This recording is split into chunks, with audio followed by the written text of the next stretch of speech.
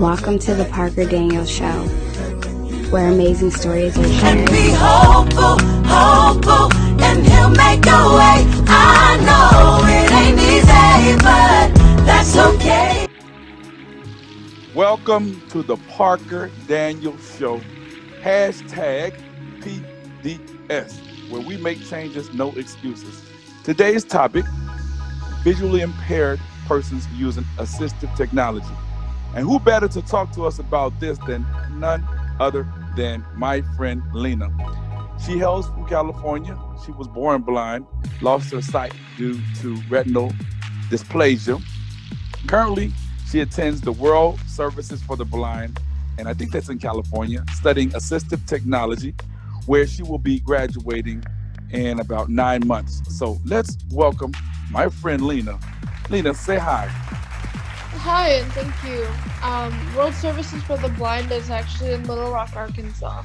Little Rock, Arkansas. I stand corrected. I all right. Got it confused. Okay, well, give the audience a little more about your cause of blindness that I didn't touch on.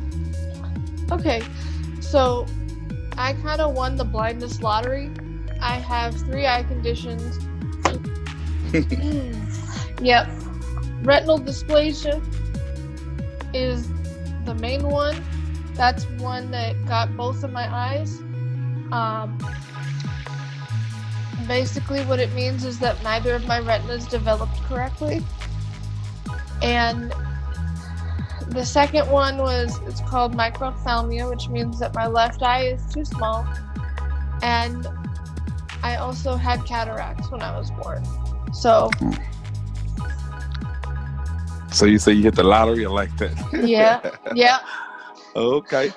Now, World Services for the Blind. Tell the audience what type of school is that actually in Arkansas? So one of the big things that the school does is it has several different vocational programs. So we have my program, which is the Assistive Technology Instructor Program. They have Microsoft Office Specialist, Credit Counselor, Customer Service, IT, all kinds of stuff. They have opportunities for single parents, for kids, transition age to come. And they have the beginning of it is an evaluation period where we both are assessed for and learn our life skills. And what prompted you to go there? I wanted the technology teaching certifications because I've been a Braille teacher for 5 years, and I wanted to combine Braille with assistive technology and teach people. Okay, and is that what you, that was going to be the next question. After you graduate, what are your plans? Well, either to get a job teaching or start my own business teaching Braille and assistive technology. Okay, all right. And you say you've been teaching Braille for how many years? 5. 5 years, okay. Now, you are aware of the topic that I mentioned earlier. Again, we are speaking with Leena, and she is going to school for assistive technology in World Assistive in Arkansas. And I wanted to ask you, what type of technology do you use to aid you as a blind person? You were telling me earlier off camera. So I actually use a lot of technology. In classes, I use a PC computer, and in my dorm room, I use a Mac computer. Both have screen readers. The Mac comes with VoiceOver, and my PC that I use has JAWS for Windows. And the screen reader basically is something that reads the screen out to you. It's a voice. And it reads what's on the screen to the blind person so that they can choose what to interact with or click on. Okay. I you know what? I like what you just did, because you made it seem, concise, but to the point, and I'm quite sure the audience can understand exactly what you meant, because if I didn't know, I definitely would exactly have an idea of what you're referring to. So I'm glad you didn't make it complicated and whatever. So with the technology that you have been using, how has it been for you as far as learning and having things accessible for you, so you don't have to ask anybody for help? Oh, I ask for help all the time. And, I think that's okay. Now, I have an iPhone, and my iPhone, just like every Apple product, comes with VoiceOver, which is the screen reader, like I mentioned. So basically what I do is practice. Like with my phone, I did have someone else show me that was also blind that had used it for a while. They showed me how to do a lot of stuff. And then I went on YouTube and was able to find other things. Okay. So does that help you in a sense gain a sense of independence when you are able to use products? After you've learned how to work, when you're able to use the products on your own and function and be able to read and just maneuver around whatever you're doing. Did you feel like hey, I'm independent, and as a blind person this helps out a lot, because it doesn't cause me to be a person that's just being not really trying to get out and do things. You understand what I'm saying?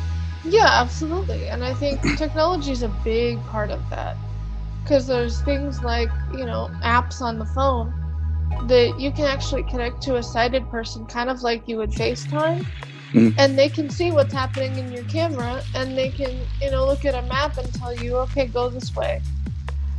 Okay. So there's a lot of different uses, and GPS, of course, is a popular one. There's a lot of uses for technology that make it so much easier to navigate and to find the expiration date on a milk gallon, for example. Just there's a lot of things. Okay. Well, and my next question is, at the school, is there any other type of technology that you are learning that you basically want to share with the audience? Or well,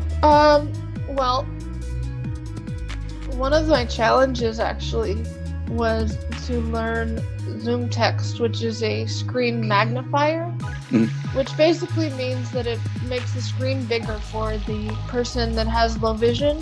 And that was really hard for me to do because I'm totally blind. So there's no point in me using a magnifier except to learn how to teach it. Okay. Now, go ahead. So it's actually pretty cool what it can do with like changing colors and contrast and all kinds of different, make the cursor bigger, the mouse pointer bigger. There's all different kinds of things it can do. So it's kind of fun messing with it and, talking to my low vision friends and what did this do? Okay, and that's what I was going to ask, because that's more so for people who have low vision or mainly visually impaired people. Okay. Yes. Now you mentioned earlier about JAWS it being a screen reading software. For those who aren't aware, briefly tell us about what that is in more detail, and if there are other screen reading softwares that blind people use. Okay. Well, the answer to the second question is definitely yes. But a screen reader, so basically what it does, fairly simply, depending on how you have it set up, especially new clients, it will announce every letter that you type, and a lot of times it'll announce the word you're typing after you're done typing the word, and it will read back to you what you wrote when you press the arrow keys. Now, the way I set mine up, it doesn't give me the character and the word because I type too fast. Okay. But yes, there's a free one called NVDA, which we also had to learn and get certified in. And there is VoiceOver, which is the one that's for the Apple products, like the Mac or the iPhone. Okay. All right. That's interesting. What do you think, if you just off the cuff, if they didn't have this type of technology for the blind, what do you think, how do you think your life would have been? Would you have been able to function, or you're the type that you will make a way regardless of if the technology didn't exist? Well, I probably would make a way. It would be a lot harder, but I'm not the kind to just sit and not do anything either. So I'm the kind, I was, when I was little, I had my big heavy braille writer and my big Right. braille books and my rolling backpack, and I made it work. And then, Okay. computers, laptops, braille note takers, phones, all that started to come out, and things started to get a little lighter, a little easier, a little more portable. But no, when I was little, probably up till maybe age about 10 or 11, no, I had my big... I'm familiar with the braille writer because Yeah. I still have mine. So, Oh, yeah. thank God for technology. Yes. So, again, let the people, again, we're speaking with Leena, and she's studying to really deal with assistive technology, pardon me. And tell the audience, again, what do you plan on doing after you receive your, let's say, a degree from World Services for the Blind? So my hope is, if I don't get a job, my hope is to start a business and really start combining the teaching of Braille and assistive technology. Oh, wow. That's commendable, man, because definitely there are a lot of blind people that are coming up now who may not may not know too much about the technology. I don't see why they should, but if you're not in the loop, you're not going to know. And I commend you for actually getting out and doing something of this magnitude. So, what do you say to people in closing about the technology that's out there that's accessible for blind people? Do tell them that how they should take advantage of it so they won't become a person that's dependent on certain situations? Give them your synopsis. Okay, so what I think is that if people, are concerned about getting out there, getting into the public, and, things like GPS or like those apps like Be My Eyes that act like FaceTime and, have a sighted person able to look at things through your camera. I just think there's so many ways to get out there, to be doing something. It's so important to realize that life is not at an end after blindness, and there are so many things that you can do, be, and a lot of times technology makes that possible, or at least can help. Technology along with your motivation makes that possible.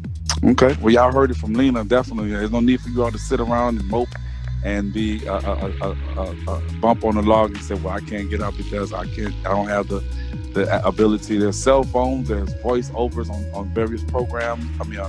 Computers and things of that nature. And there's, like you said, GPS, there's FaceTime, there's Be My Eyes, there's all sorts of things that you can take advantage of in order to be an independent blind person. Technology, man, I need to take advantage of it for real. I've taken advantage of it, and I want to thank Leena for coming in and telling us a little bit about what she does and what she hopes to do. And I'm not going to say what she hopes to do, what she is going to do in the future. So with that being said, do you have any closing words? No, just thank you for having me. With that being said, I want to urge my audience to continue to support the Parker Daniel Show and hit the notification bell, hit the like button, thumbs up, so that you can make this show even greater than what it is. Isn't that right, Leena? Absolutely. Thank you so much. And if there's anything else I can do, if you come up with any more technology or anything that you want to talk about, you know what my number is. Hit me up and I'll be glad to bring you on here, okay? All right. Thank you so much. Sounds great. Thank you. Yes, I am hopeful for today. Take this music and use it. Let it take you away and be hopeful.